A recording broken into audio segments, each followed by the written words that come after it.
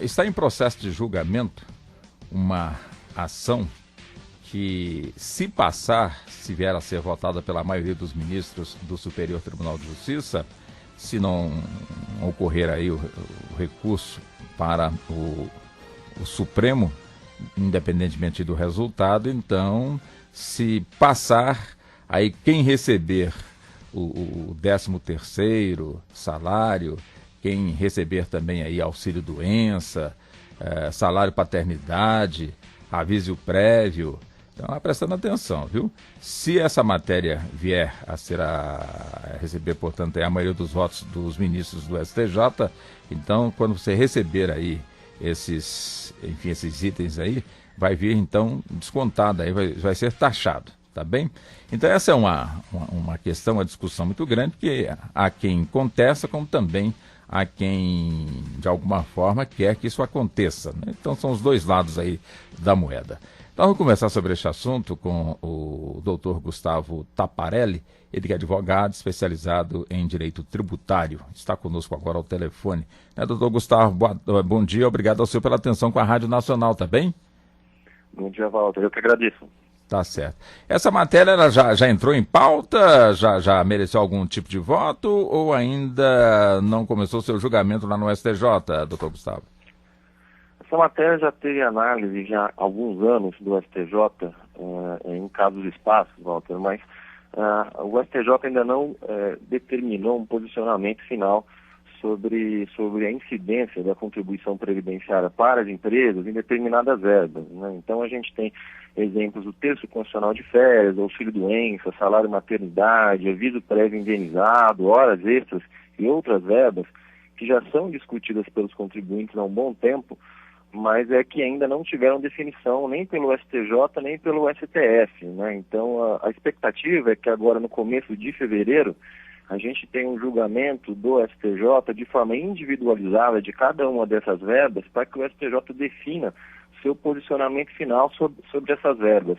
Se vai haver definitivamente a incidência dessa contribuição previdenciária da parte patronal, ou se não, ou se os contribuintes que recolheram isso nos últimos 5 anos vão poder requisitar aí uma restituição desses valores e se ver livres aí do recolhimento para os próximos anos. Agora, quem é que ingressou na justiça com essa ação, doutor Gustavo?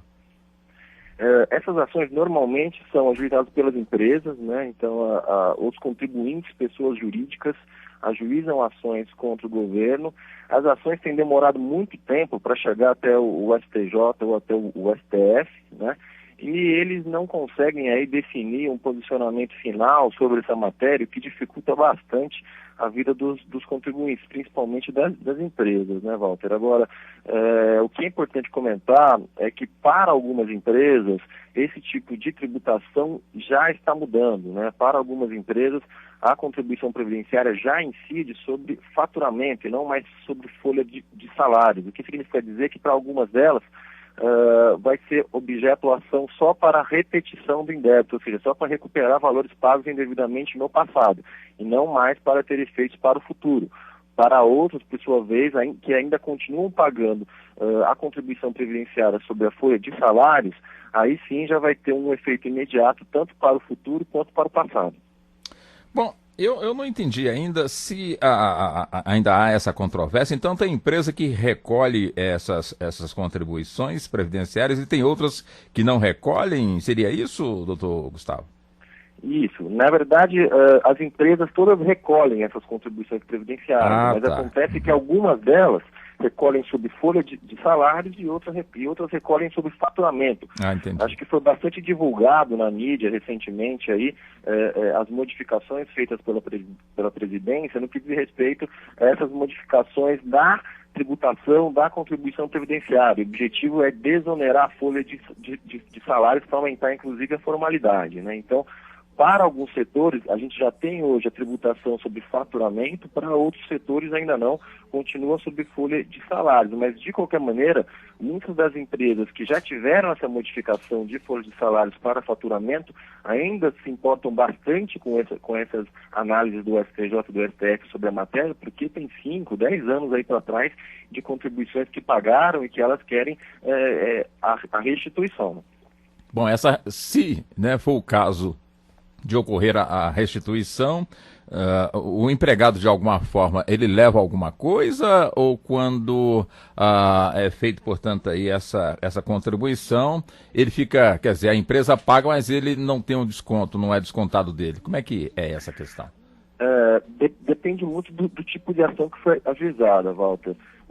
A maioria das ações tem um ajuizamento específico para as empresas, para as pessoas jurídicas, e não para as pessoas físicas. Porque se tivesse para as pessoas físicas, teríamos que entrar individualmente para cada uma delas. Então, o que acontece em alguns casos específicos é que as próprias pessoas físicas ajuizam ações individualmente, ou com outras pessoas físicas para tentar aí esses benefícios, né? Acontece que muitas vezes não vale a pena, pela demora e pelo custo do processo, se a gente fizer um cotejo com o valor da pessoa física. Quando o valor é da pessoa jurídica e que se englobam aí todos os funcionários da empresa, normalmente a gente tem uma ação com um valor envolvido maior, o que justifica o seu ajuizamento.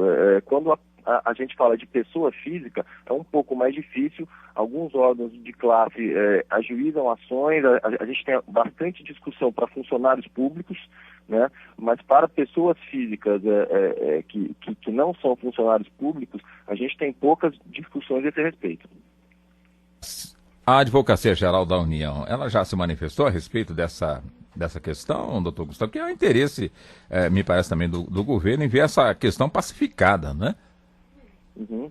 Sim, a Advocacia da União, ela sempre foi contrária aos pedidos aí dos contribuintes, né, que querem a declaração de caráter indenizatório dessas verbas.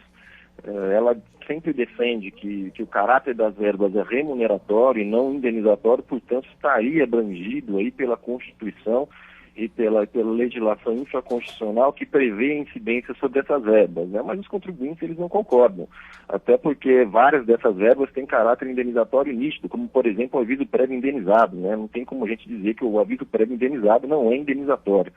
Então, algumas discussões aí, a gente tem grande expectativa de que vão terminar com um julgamento favorável para os contribuintes. Agora, é bom lembrar que esse julgamento do STJ agora, que acontecerá em fevereiro, ele não será definitivo, né? Acho que é um grande avanço já para os contribuintes, mas muito provavelmente ainda para algumas verbas a gente terá análise do Supremo também. Agora, com certeza, o lado que perder vai fazer com que essa matéria avance até o Supremo, não me parece não, doutor Gustavo? Com certeza. A gente já vê alguns julgados específicos no Supremo para algumas dessas verbas, como horas extras, aviso prévio indenizado e terço condicional de férias, mas ainda o Supremo não bateu o martelo definitivamente sobre algumas verbas. O que a gente espera é que o STJ, formalizando um posicionamento, auxilie o STF aí nessa análise e agilize esse procedimento todo, porque os contribuintes já têm ações aí há mais de 5, 10 anos ajuizadas sem uma definição final. Quer dizer, se a matéria já está no STJ já há esse tempo, né, que o senhor nos trouxe, cerca de 10 anos, imagina se avançar também para o Supremo, não é, doutor Gustavo? Vai se levar mais um bom tempo, não é? Pois é. É o que a gente espera aí, que o Supremo dê uma forcinha para os contribuintes para poder analisar a questão rapidamente, até porque se o procedimento de desoneração da folha continuar, a gente só vai ter daqui a algum tempo contribuição para faturamento, né, sobre o faturamento, o que significa dizer que a análise desses processos será só para o passado e não mais para o futuro, o que melhora um pouco a questão política no que diz respeito a cofres públicos, né, porque não vai haver uma preocupação tão grande com o recolhimento do futuro dessa contribuição. Interessante, né, doutor Gustavo, que essa é uma discussão eterna, né, como essa que está sendo, de certa forma, julgada, ou será julgada pelo STJ, o senhor nos trouxe. Há também uma discussão, né, não sei se essa discussão já chegou também em algum tribunal, onde há quem defenda que não se pode, de certa forma, taxar salário, né, ou seja, cobrar impostos de salário, porque o pessoal acha que salário é salário, não é renda, né? E essa é uma discussão também eterna, né, doutor Gustavo? Existem algumas discussões também que existem há bastante tempo, né? Mas tem algumas delas que os advogados tributaristas aqui já não têm tanta expectativa de julgamentos favoráveis, porque realmente a tese ela não se sustenta de uma maneira tão forte, né? O que é diferente nesse caso específico aqui da contribuição previdenciária. A gente tem diversas verbas que realmente têm um caráter indenizatório e que, portanto, deveriam aí ter exclusão da tributação, né? O governo, na verdade, ele tenta tributar o máximo possível e aqueles contribuintes que são um pouco mais preparados, que ajuizam ações na justiça, que discutem isso, eles acabam tendo benefício em relação aos demais. O governo, na verdade, sabe que boa parte dos contribuintes paga essa conta e não discute, né? Por isso que existe aí uma tributação maior. Quer dizer, existe conta indicando o tamanho do valor que está em jogo, caso seja favorável, portanto, a quem ingressou na justiça, questionando aí essa tributação? Existe essa conta, esse valor, doutor Gustavo? É muito difícil oferecer esse valor, porque são diversas verbas, né? Eu dei exemplo aqui de 4, 5 verbas, mas a gente poderia falar de 12, 15 verbas aqui, que seriam objeto, ou que são objeto hoje, né, de discussão na justiça, né? E não é um valor específico para cada verba, né? Depende muito da situação daquela empresa. Então, o salário maternidade pode ser que para uma empresa pese bastante, para outra empresa pode ser que não, né? O texto constitucional de férias normalmente é mais uniforme, né? A gente tem uma ideia que o valor é muito bom. Agora, não existe uma pesquisa específica de qual esse valor, pelo menos não que os contribuintes saibam. Pode ser que nesse momento, como o STJ está se movimentando para firmar um posicionamento, pode ser que eles tenham feito um pouco de cálculo, um pouco de conta lá, para poder entender o tamanho desse rombo se os contribuintes conseguirem receber de volta esse dinheiro. Mas, repito, boa parte desse valor, a conta só é para o passado, né? Porque para frente, muitas empresas já pagam sobre faturamento. Entendi. Bom, então é esperar, e principalmente essa matéria ser chamada a plenário para o julgamento lá pelos ministros do STJ e acompanhar aí a sua conclusão e também as consequências. Bem, nós agradecemos muito ao senhor, doutor Gustavo, pela atenção com a Rádio Nacional, tá bem? Eu que agradeço, um abraço. Para o senhor também, tenha um bom dia. Nós conversamos com o doutor Gustavo Taparelli, ele que é advogado especializado